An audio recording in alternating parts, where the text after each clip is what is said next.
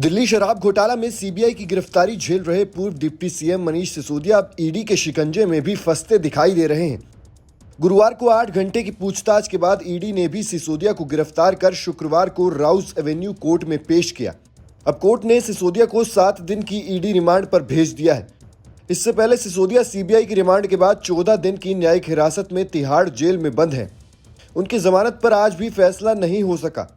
जानकारों की माने तो इस कथित शराब घोटाले में सिसोदिया बुरी तरह फंस चुके हैं। पहले सीबीआई ने गिरफ्तार किया, अब ईडी ने गिरफ्तार कर लिया है। इस एक मामले में उनकी मुश्किलें लगातार बढ़ती ही जा रही हैं। 19 फरवरी को सबसे पहले सीबीआई ने सिसोदिया के नाम समन जारी किया था। उसके बाद से उनसे पूछताछ हुई, गिरफ्तारी हुई और उन्हें तिहाड़ जेल जाना पड़ा। चलिए आपको इस पूरे मामले की टाइमलाइन बताते हैं कि हर बीतते दिन के साथ इस केस में मनीष सिसोदिया कैसे फंसते चले गए। पिछले साल 17 अगस्त को सीबीआई ने इस केस में शिकायत दर्ज की थी। सिसोदिया समेत 15 लोगों को इस मामले में आरोपी बनाया गया था। इसके बाद 19 अगस्त 2022 को सिसोदिया के घर पर सीबीआई ने छापेमारी की थी। इस दौरान कई तरह के दस्तावेज खंगाले गए, लेकिन सीबीआई बिना गिरफ्तारी के लौट गई।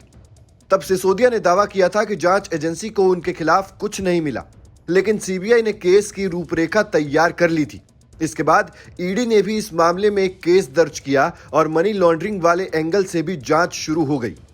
इस बीच 17 अक्टूबर 2022 को सीबीआई ने सिसोदिया से 8 घंटे के करीब पूछताछ की और फिर 25 नवंबर 2022 को 7 आरोपियों के खिलाफ चार्जशीट फाइनल की। इस दौरान सिसोदिया के खिलाफ कोई एक्शन नहीं हुआ। ऐसे में आम आदमी पार्टी ने दावा किया कि जांच एजेंसी को उनके खिलाफ कुछ नहीं मिला। लेकिन फिर 18 फरवरी 2023 को सीबीआई ने मनीष सिसोदिया को समन भेज ही दिया।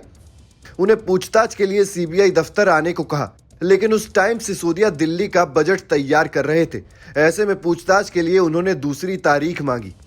तब 26 फरवरी को सिसोदिया को फिर बुलाया गया और वो पूरे लाव लश्कर के साथ सीबीआई दफ्तर पहुंचे, मानो उन्हें अपनी गिरफ्तारी की पहले से ही आशंका थी। उस समय उनसे कई घंटों की पूछताछ हुई और फिर उनकी गिरफ्तारी हो गई। अगले दिन सिसोदिया को कोर्ट में पेश किया गया।